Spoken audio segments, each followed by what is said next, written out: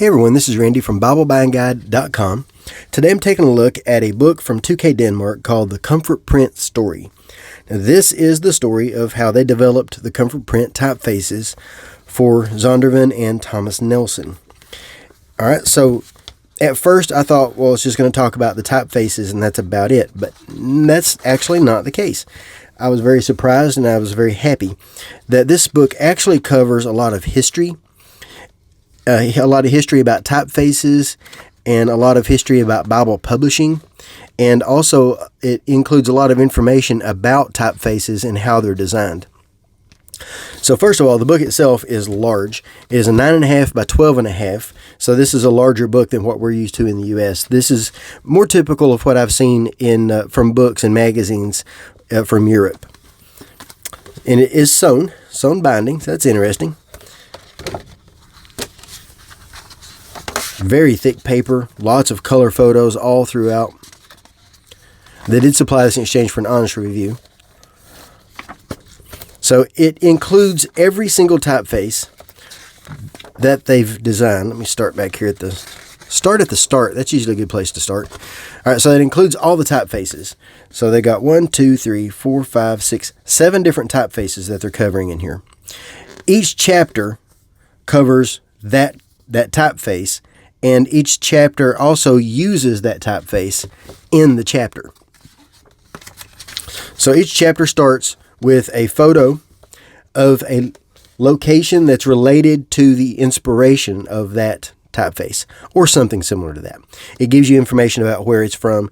The chapter itself uses the typeface, and then it gives you some photos of where the inspiration came from, give you some history of the translation itself, steps you through the process of creating the typeface, where some of the information and ideas came from. Really interesting. I enjoyed that.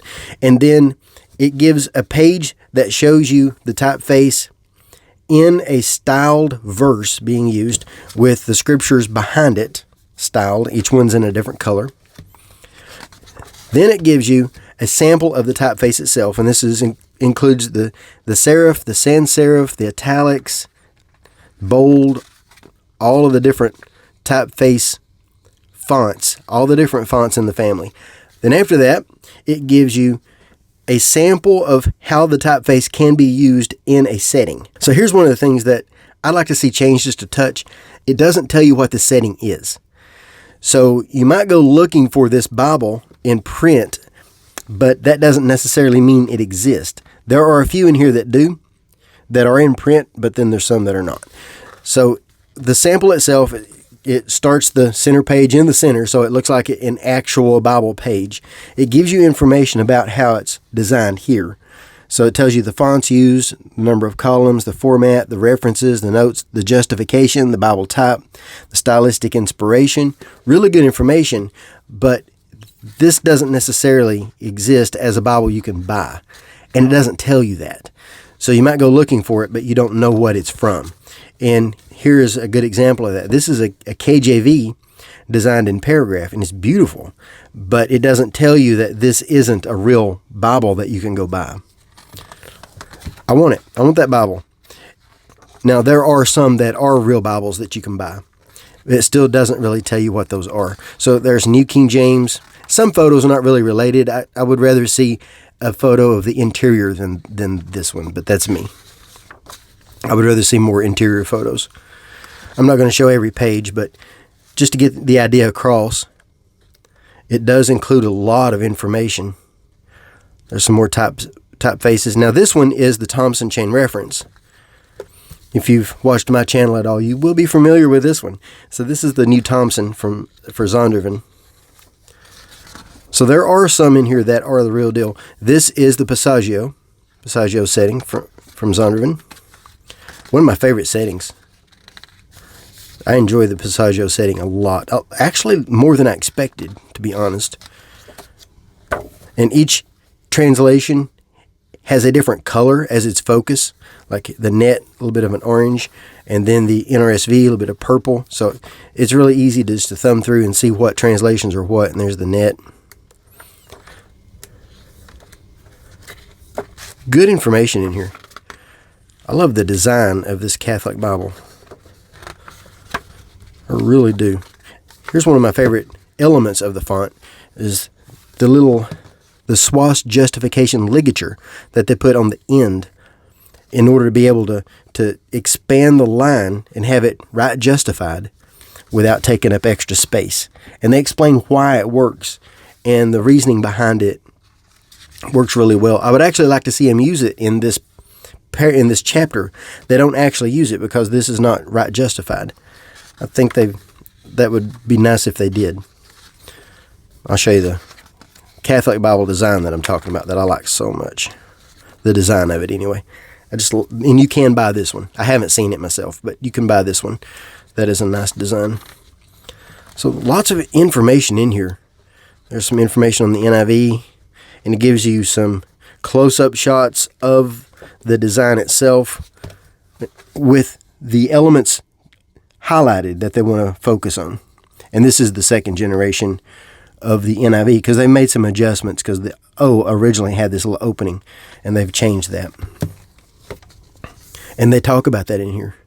Some changes that were made, some adjustments and things like that. No, they don't go into a lot of detail, but there's some information in there anyway. But yeah, this is a really interesting book. I am more impressed than I expected to be.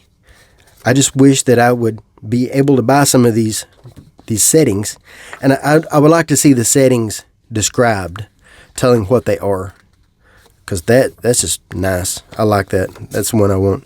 There's one mistake I found. It might take me a minute to find it. I think it was in the net section. Yeah, here on the net, it doesn't give you the information. A modern language update of the 19th century update of the, but then it doesn't tell you what it is. So I think they've missed that. They probably did like I did and like I do, and I'm going to come back and finish this, and then they don't. So that probably what happened there. But I recommend this book.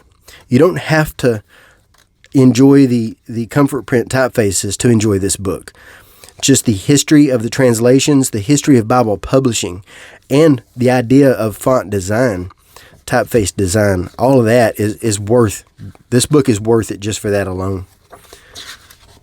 So they did supply this in exchange for an honest review, and my honest review is I recommend reading this. Another thing I would like to see different, in the New King James section, they talk a lot about the King James, and I really wanted more information about the New King James. New King James is one of my favorite translations, and I have read a book on the New King James from Arthur Farstad, and it's really good. I've read it twice. I like it so much, and I would like to see some of that information used here instead of going back to the King James and talking about a lot of that. Now, the New King James does have a rich history from the King James. That does make sense why they would mention it there, but I would just like to see a little bit more on the New King James. Yep, this is an excellent book. Highly recommend it. If you like the idea of typeface design, or if you like reading about translation history, about Bible publishing history, it doesn't go into a lot of depth on all of that, but there's enough of that in here to make it worth buying this book. So I'll place links in the notes so that you can make a purchase. You can get it at 2K Denmark's online shop. So I'll place a link in the notes. I'll also place a link in the notes to the written review at BibleBuyingGuide.com so that you can see more photos and more information about the book. And that's it. Thanks for watching.